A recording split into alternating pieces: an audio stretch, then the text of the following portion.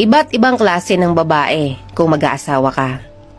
Kapag nag-asawa ka ng babaeng independent at business-minded, accept the fact na hindi niya maaasikaso ang bahay niyo 24/7.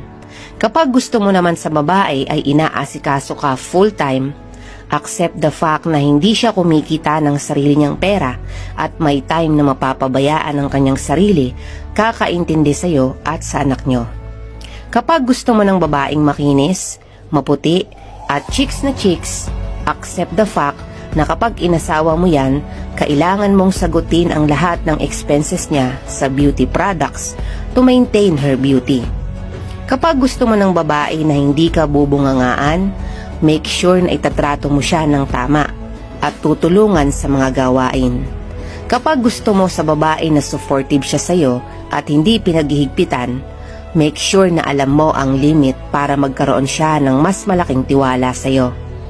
Remember, a woman is a reflection of how you treat her. Kaya hanggat maaari, babaan ang expectations sa isang babae. Dahil walang taong perpekto,